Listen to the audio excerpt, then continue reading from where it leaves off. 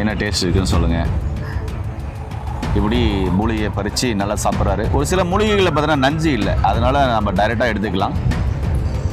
ஒரு சில மூலிகைகள் தான் நஞ்சு இருக்கும். மேல் பூச்சா பூச்சிக்கிட்டே வந்தோம்னா சோரியாசிஸ் கட்டுக்குள்ளே வரும்.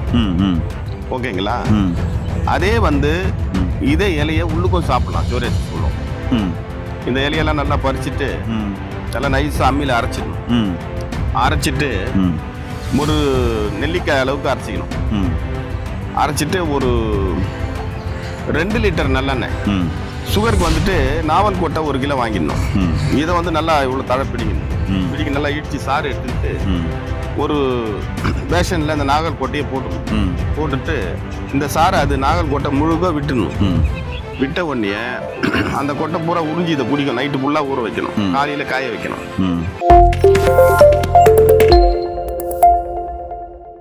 இயற்கையை மருந்து சேனலுடைய மேலும் பல பதிவுகளை தெரிந்து கொள்ள இந்த சேனலை சப்ஸ்கிரைப் செய்யவும், பெல் பட்டனை அழுத்தவும். மேலும் மருத்துவரின் ஆலோசனை பெற இந்த வீடியோவில் உள்ள எண்ணிற்கு தொடர்பு கொள்ளவும்.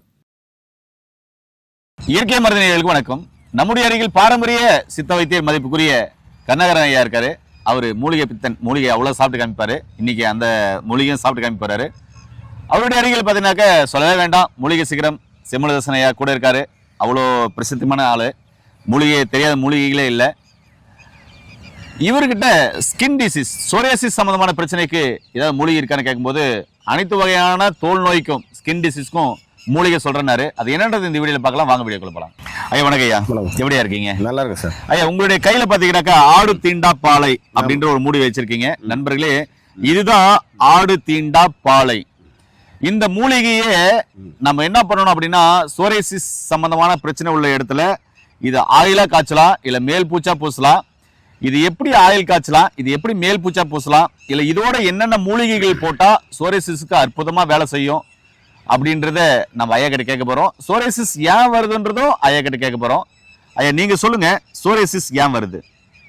சார், சோரியாசிஸ் பாத்தீங்கன்னா வர்றதுக்கு காரணம் பெரும்பாலும் ஸ்கின்னில் போதிய அந்த காப்பர் சத்து குறையும் போது வருவதற்கு வாய்ப்பு உண்டு. அடுத்து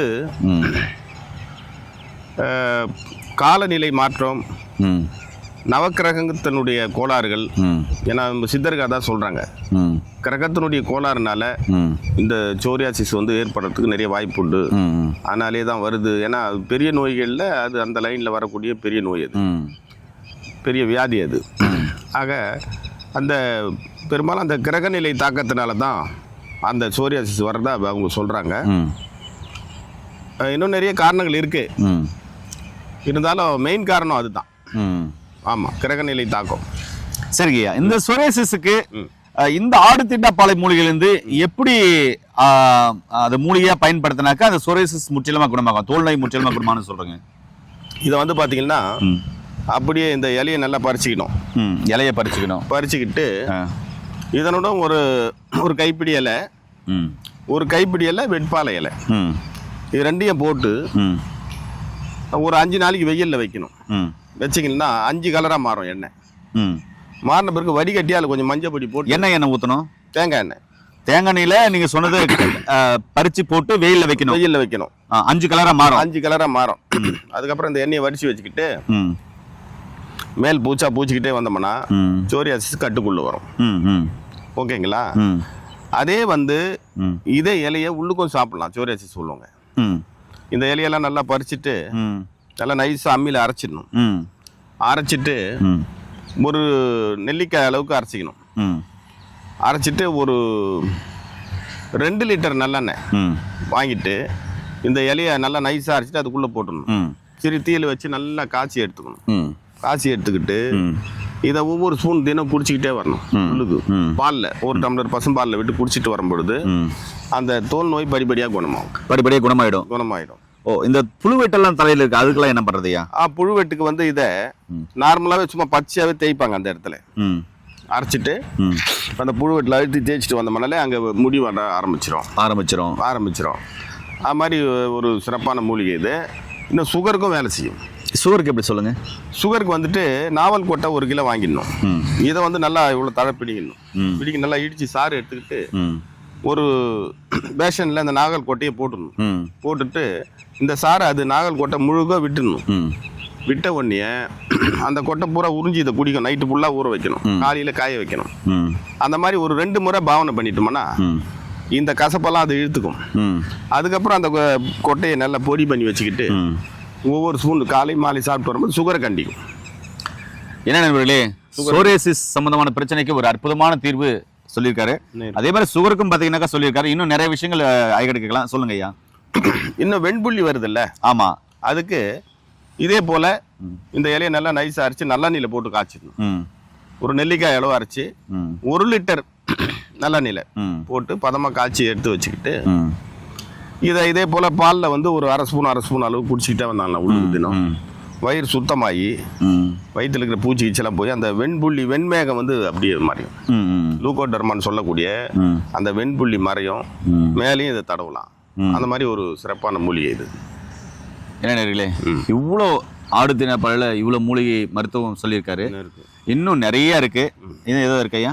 ஆமா, இதனுடைய காயை வந்து விதை எடுத்து ஆண்மைக்கு ரொம்ப முக்கியமான மூலிகை இதனுடைய விதை.